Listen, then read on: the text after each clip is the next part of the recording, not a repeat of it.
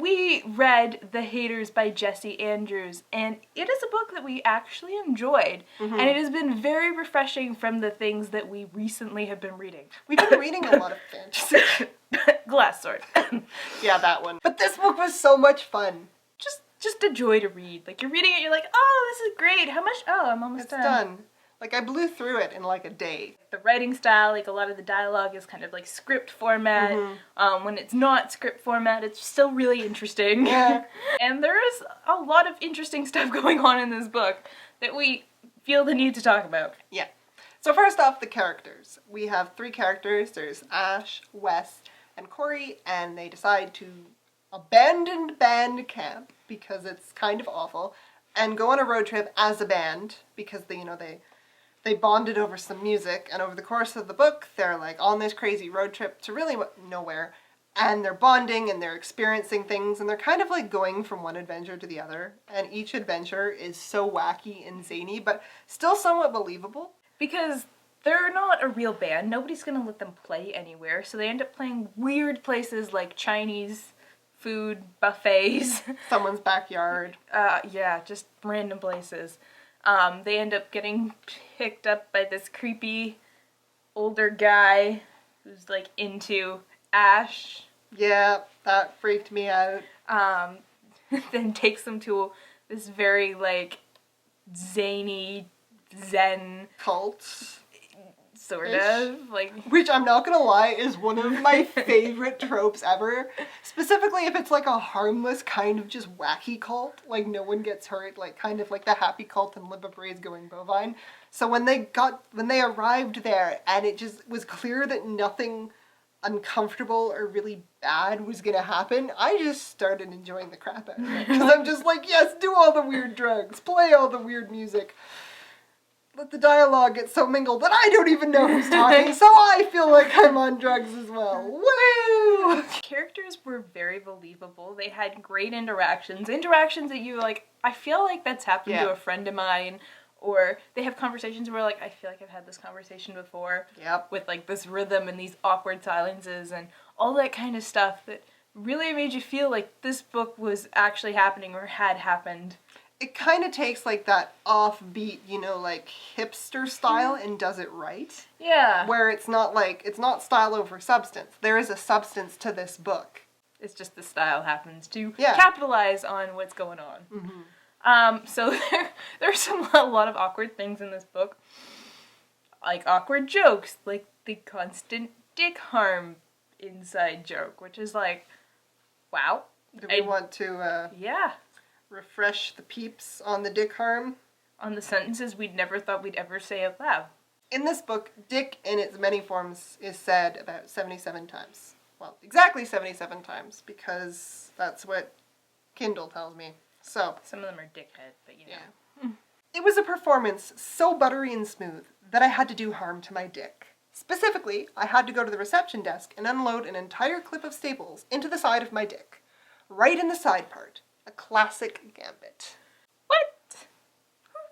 Who talks like that? Honestly, who talks like that? Ever? It's interesting because it kind of takes 2 things that you don't really talk about, like dicks and self-harm, but does it in a funny way. Just in a way that you never thought you would ever hear somebody with a penis ever utter. But it's funny. It's weirdly funny. I didn't want to say anything, but upon hearing the beautiful and mysterious song, I also had to inflict grievous harm upon my own dick. I wandered the parking lot for what could have been hours or even days until I happened upon an unlocked parked car, at which point I summoned a boner so that I could slam the car down on my boner. That one stuck with me. Yep.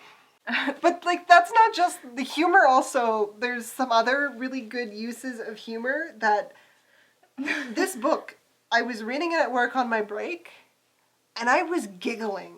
I don't normally, giggle in public when I'm reading, but I couldn't stop myself, because it was just so ridiculous and so funny.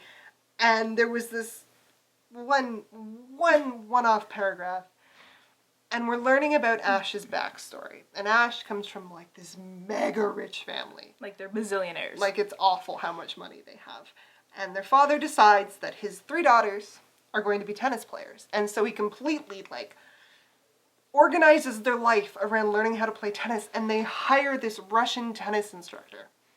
Whose only love is tennis and is just intense and thinks that the Nazis were right and has like those weird self-motivational posters of like explosions on his wall. This is describing Ash and her tennis career.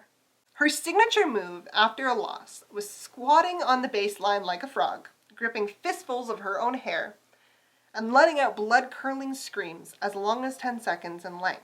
If the loss was really bad, she would then slash up her racket with a pocket knife that she carried around. She had a reputation on the junior circuit as an absolute psychopath.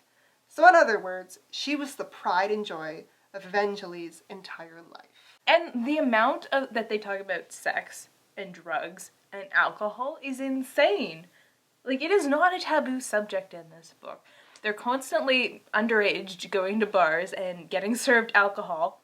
And at one point they're like, how do you keep getting served alcohol? Like, you guys are underage. She's like, yeah, but they'd rather just serve me alcohol than have me steal other people's drinks. On the topic of sex, everyone's in a hot tub. This also made me giggle. I need to note in passing that Corey was pitching an unprecedented game at the Candidome girl. It was like suddenly he had switched brains with Drake. He just walked up to this girl, who was at least a few years older than him, and eased himself right in next to her. And almost immediately, they were having an intimate, murmury conversation with their heads like 6 inches apart, and before long, his hand was most definitely on her butt. So he had clearly made a full recovery. I was relieved and impressed, even kind of intimidated.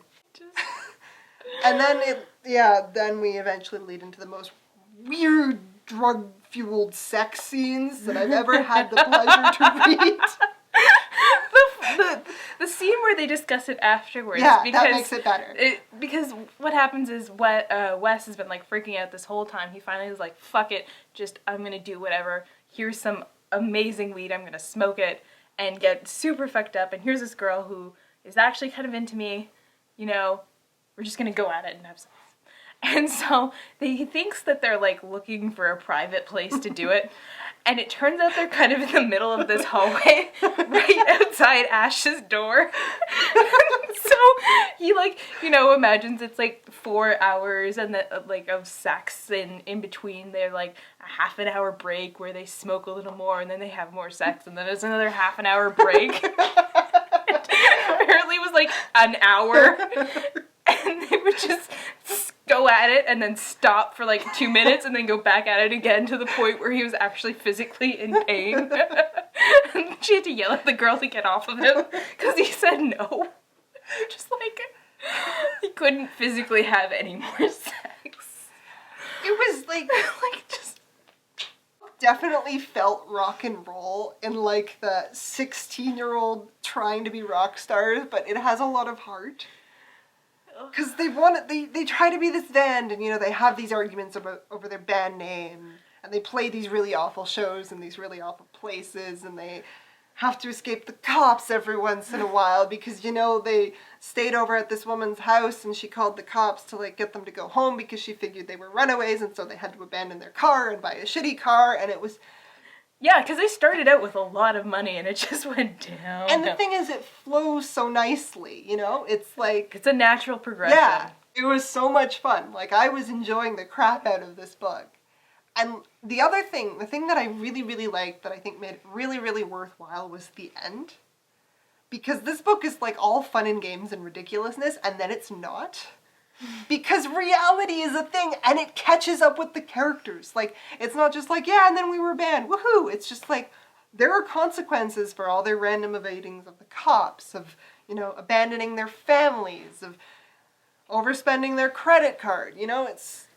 And I really, really liked that, because it made it feel more real to me. Yeah, and by the end of it, you kind of sit there and you're like, yeah, you can do what you love, but there are consequences to that too. And, the one character really loves music, but his father's like, listen, we're dirt poor. I do not want you to pursue music as a career. Do it as a hobby, but, do not do it as a career. I made that mistake. Please, God, don't do it. And then the other characters, they're not allowed to see each other anymore because they went on this crazy road trip, and their parents are like, no, that was bad. And on top of that, what I liked was they kind of left it open-ended, but not open-ended in a way that there's going to be a sequel. Which I definitely appreciated. I liked where it ended, where, they're passing around this track, Corey and Wes, and they send it off to Ash, and then, they don't really hear from her because she's really bad at keeping in touch. But then one night she sends the song back with, like, a guitar in her voice, and it's just kind of like, yes, they're going to be able to make something great one day. Maybe. Possibly. But I really liked that. You know what? I could see, like, a really good sequel happening if it, like, took place, like, 10 years later. Like, that would be kind of cool. And it doesn't have to be, like, next year that this comes out. It could literally come out 10 years later. I'd be totally down for that. I'd totally read that. So, the long and the short of it is, The Haters is really funny and something that I hope a lot of people pick up. Kudos to Jesse Andrews for another great book. I haven't read Me, Earl, and the Dying Girl, and now I really want to. It's very similar. Okay. It's very similar. So yeah, pick up this book. Tell us what you think in the comments. Was it not as funny as we thought it was? Because we were rolling on the floor. Yeah. Don't read it in a public place. You will feel awkward. You will feel so awkward when you're reading about, like, dick harm and, like, advice for oral sex. So yeah. Yeah. Anyways, pick up this book and tell us what you think, guys. Bye!